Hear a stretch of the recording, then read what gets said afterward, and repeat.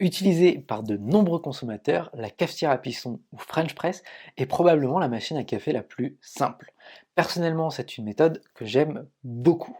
Mais l'Espro, ici à ma droite, eh bien, a réussi à faire monter la qualité de mes infusions en French Press. Je vais vous expliquer pourquoi. Alors, à ma gauche, eh bien, on a la French Press de Bodum. Ici, on a un récipient en verre et là, on a le piston et au bout du piston, on a une filtration métallique.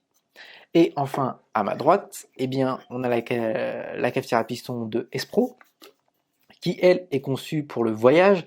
Donc, on a un récipient qui est isolé avec une paroi avec de l'air, quoi. Mais c'est plutôt sur le piston et plus précisément sur le filtre que je veux attirer votre attention.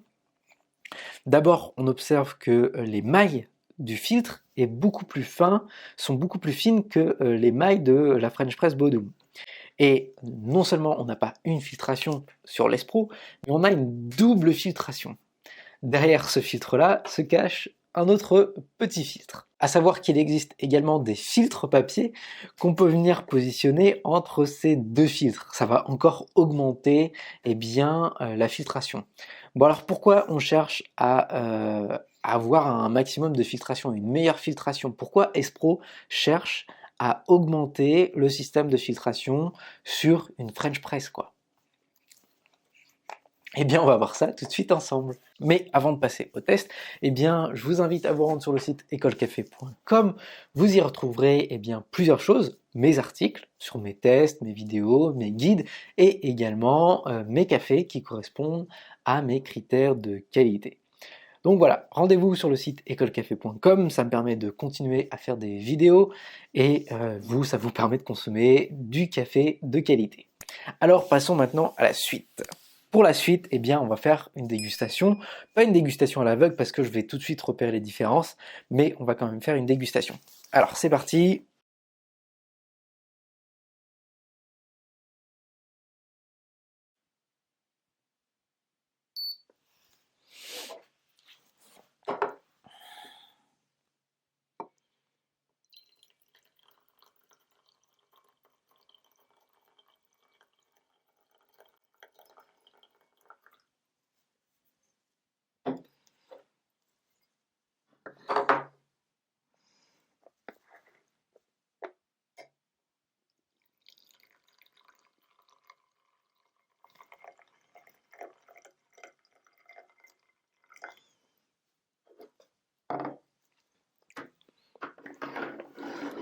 À ma droite, l'Espro, à ma gauche, la French Press de Bodum.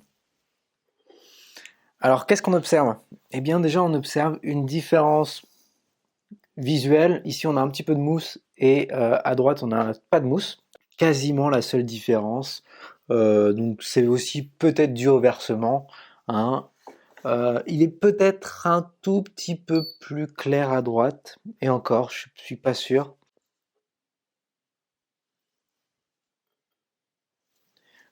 Au nez, c'est quasiment pareil, il n'y a pas de différence majeure. Bien que celui-ci, il me fait plus penser à quelque chose de peut-être chocolaté, peut-être plus. Mais ouais, non, il y a pas de grande différence au niveau odeur.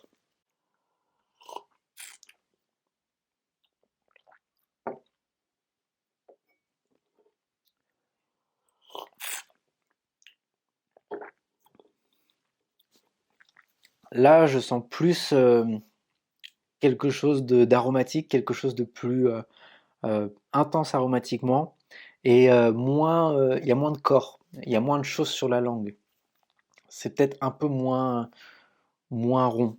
Ici, j'ai moins d'arômes, j'ai un léger goût de carton, et la texture, elle est plus forte. Je sens plus de poids en bouche. C'est plus fort, voilà. Mais c'est moins intense au niveau des arômes. Je ressens aussi un peu plus d'acidité dans celui-ci.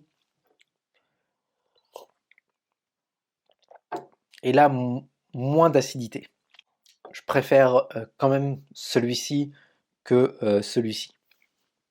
Quand on regarde de plus près ce qui se passe lors de l'extraction, on observe dans la cafetière qu'il y a des particules en suspension. En l'occurrence, il s'agit de particules de mouture. On appelle ça des colloïdes. C'est ce qui va donner ce goût de carton, mais ce n'est pas tout. En bouche, les colloïdes vont affecter les récepteurs sensoriels du goût.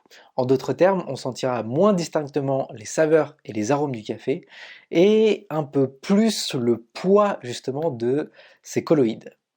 La filtration de la cafetière Espro étant plus performante, elle offre donc une clarté sensorielle et aromatique qui sera plus forte.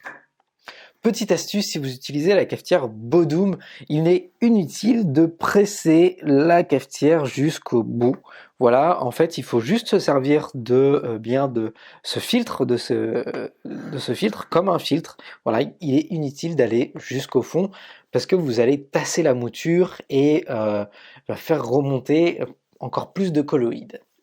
Enfin, la cafetière Espro a un autre avantage, celui de stopper ou en tout cas de ralentir fortement l'extraction une fois que le piston est descendu.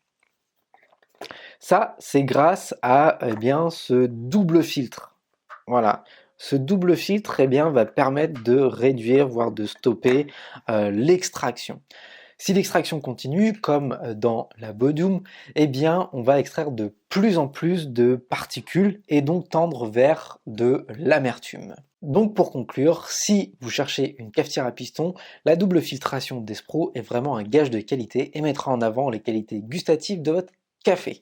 Certes, cette différence a un coût, la cafetière Espro coûte plus cher.